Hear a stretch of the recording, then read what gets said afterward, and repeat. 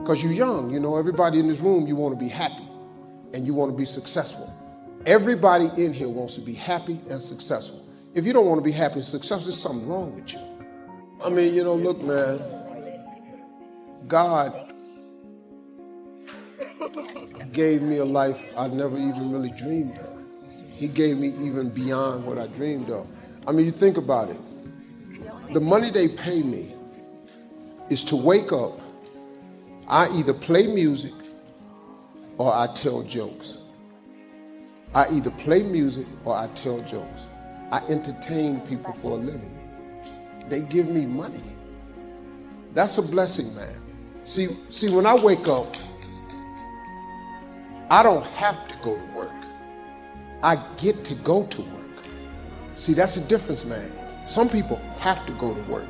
I get to go to work. I get to, I don't have to.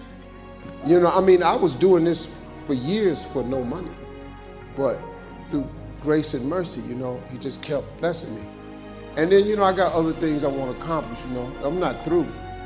You know, I've been at this a long time, man. Like, I'm thinking about the end, you know. But all I want to do now is make enough money to change kids' lives.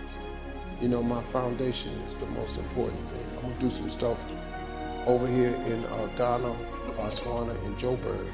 Those are 3 cities I'm targeting for my foundation to come and change. You know, so that's what it is now. That's motivation. And then, you know, I'm a trailblazer, man. I got to show other people how to do it. You know, my job now is to show y'all how I did it. That's why I talk all the time about motivation. I talk more about motivation now than I do comedy. Because, you know, your career is what you paid for. Your calling is what you made for. So I'm in the calling part of my life now. You know, I have to, like when you ask me a question, see, I can't just, like if I tell you you got to write it down, I'm telling you how to make it. You have to do this. Now you can try to do it. If you could try to not do it, it's going to be hard. But so I always try to give people little pieces of wisdom because you're young. You know, everybody in this room, you want to be happy and you want to be successful. Everybody in here wants to be happy and successful. If you don't want to be happy and successful, there's something wrong with you. Most people want to be happy and successful. You just need the key, the how-to.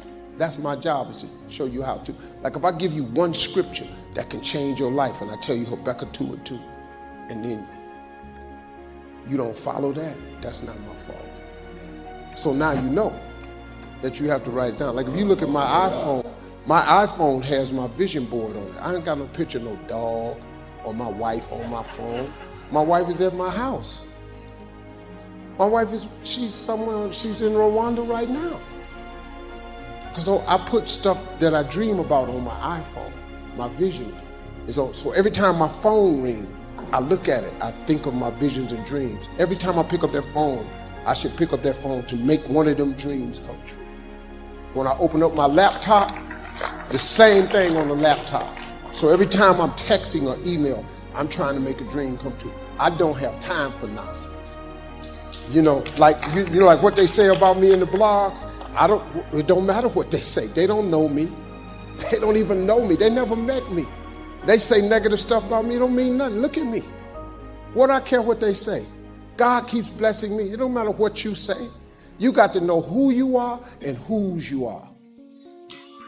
That's all you need to know. I know who I am and I know who I belong to. And that God of mine ain't gonna let nothing happen to me. When I began planning this program, I looked up the word character in the dictionary. I learned the origin of the word, and then I just sat there for a minute and realized that in this case, the origin of the word just about says it all. So I'm going to tell you where the word character comes from, and I'd hope it has as big an effect on you as it did on me. But first I want to just quickly mention the origins of another word that people often confuse with character, just to clarify the differences. That other word is charisma, and I think that it's often confused with character today. But charisma is really quite different. Charisma is derived from a Greek word meaning an ability to elicit favor in other people. It's a magnetic quality of personality that people respond to as if it were magic. Charisma is almost like a magic wand that confers power over others. But character has a very different origin. Character comes from a Greek word meaning chisel, or the mark left by a chisel. I'm going to repeat that because I think it's very important. Character is derived from the Greek word for chisel. And of course, a chisel is a sharp steel tool used for making a sculpture out of a hard or difficult material like granite or marble. And a chisel is also used for stripping away waste material from an object, stripping away stuff that might get in the way in order to get down to the essential thing, the thing that really matters. So in its origins, the word character isn't related to a word like charisma, which we've described as a kind of magic wand. Character isn't a magic wand. Character comes from chisel. And I hope you'll remember that. You've got to chisel your character out of the raw material of yourself, just like a sculptor has to create a statue. The raw material is always there. Everything that happens to you, good or bad, is an opportunity for building your character. My parents not only lived with these tremendous changes, they managed to thrive with them. They brought electricity into their home and change into their lives. They grew with the times. They welcomed the new. They did not cling rigidly to the old ways, to the world they grew up with, but they were flexible and put down deep roots and flourished. They were not frightened or paralyzed by the terrible promise of the powers unlocked by atomic energy. They believed in the good as well as in the terrible. They knew human nature and the will to survive. They often told me when I was a little boy not to be frightened by all the big claims made by people in the world, because the human race was capable and adaptable, and the will to survive was stronger than the will of any man or the power of any machine. A strong character is not a rigid character. In fact, exactly the opposite is true. Although it's important to be firm when you know something is right and to maintain that right position even when the crowd is going against you and wants to put you down, it's also important for a person to remember that no person is God. Nobody is infallible or invincible. Sometimes when the tide has run against you for a long time, it may be that what you held as a certainty was in fact not true in the light of overwhelming circumstances. It's not only right, it's also smart to be able to see more than one way to accomplish a task. It's wise to see more than one solution to any problem. It's a good skill to see things as someone else might see them. Because when the plan that served you so well for so long doesn't work anymore, then it's time to find another way. It's time to bend. It's time to move on, to change, to compromise, to talk. Or you'll risk snapping like a dead branch in a stiff breeze. What a wonderful irony, then, that humor played an important part in the downfall of the Soviet Union. In the final years of the communist regime, political jokes became a highly developed art form in Russia and in all the countries of Eastern Europe. And the generals didn't get the joke until it was too late. The anti-government jokes that were circulating in the Soviet Union during its final years were an example of a particular kind of humor. They were designed to elicit a very specific response, which we can call the laughter of ridicule. This is really a form of hostility disguised as mirth. It's intended to be very destructive to its target, and at the same time it serves as a kind of survival mechanism for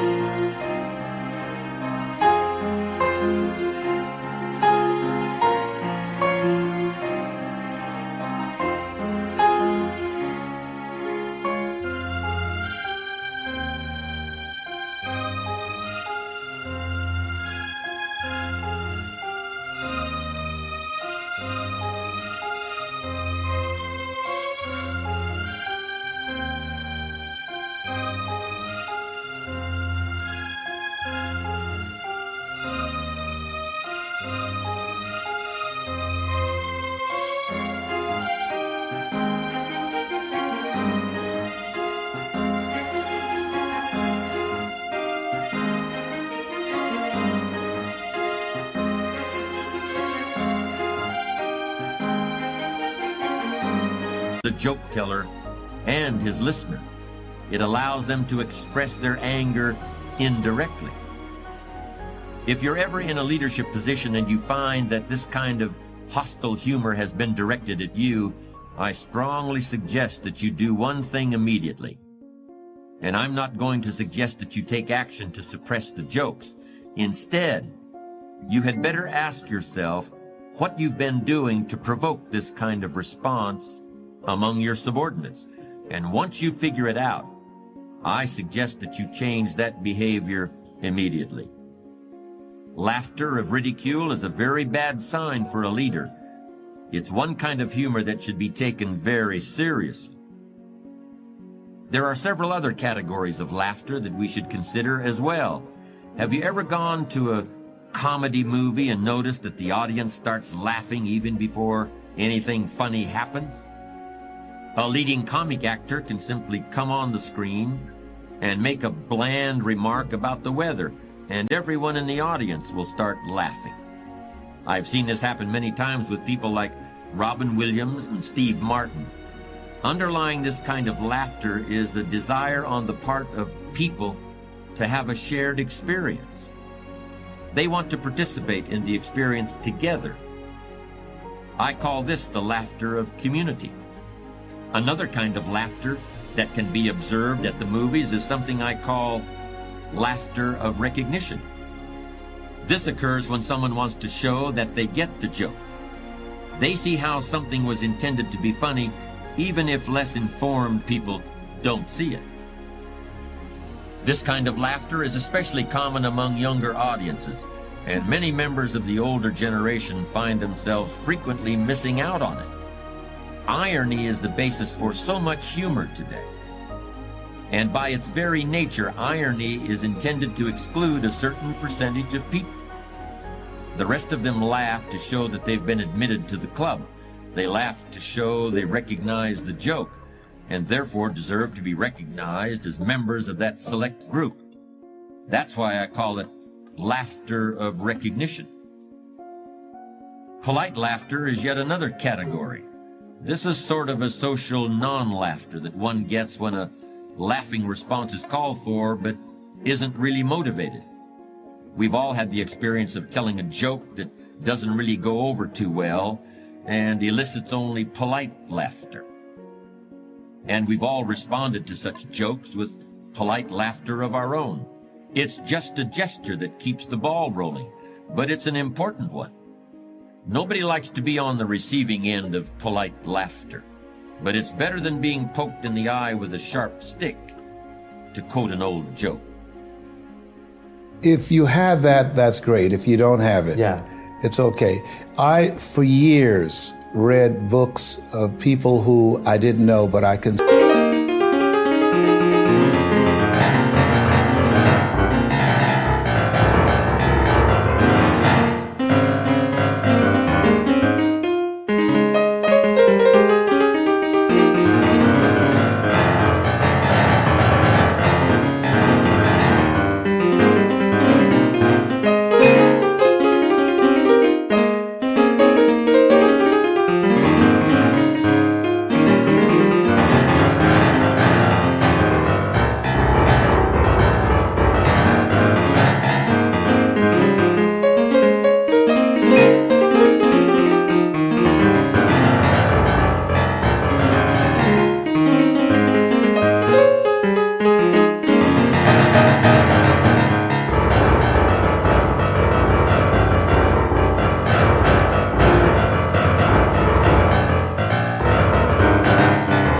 Consider them as my personal mentors. I studied Winston Churchill, who said, "The truth is incontrovertible. Malice may attack it, ignorance may deride it, but at the end, there it is."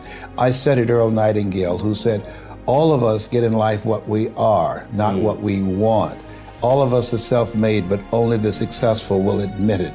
It also made it a hate crime to discriminate or harass, essentially. So now then the question is, well, what exactly do you mean by discriminate or harass? And why exactly is that a hate crime under the criminal code? Well, there was an answer to that. The answer was, well, this bill will be interpreted in light of the policies generated by the Ontario Human Rights Commission, a very large set of policies. Now, the Ontario Human Rights Commission is a radically leftist organization. I think it's the most dangerous organization in Canada, although you could debate that. And they set out all sorts of policies about how this legislation was going to be interpreted, and the federal government linked to their website to state that Bill C-16 would be interpreted in light of those guidelines. In fact, it means the opposite.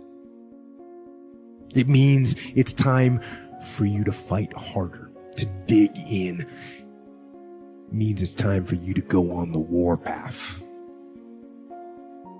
And that starts with one of the fundamental laws of combat leadership: prioritize and execute. What's the biggest problem? What's causing the most stress? Family? Okay. Sit them down. Explain where you are at. Be blunt, be upfront, and then give them the simple plan of how you're going to get things back on track. Don't sugarcoat it. You give it to them straight. Next, you got some late payments. Call those creditors up. Because leadership really isn't a title. You know my book, The Leader Who Had No Title, you've probably read it. Leadership is less about a title, and it's more about an approach, a way of being. And some of the traits of leaders without titles, they're radiant optimists in a world gone cynical. One of the things about leaders without titles, they don't see their job as a job, they see their job as a craft, no matter what their work is. They understand there's dignity in all labor. One of the traits of leaders without titles, they're relentlessly improving everything they touch, so they leave it better than they found it.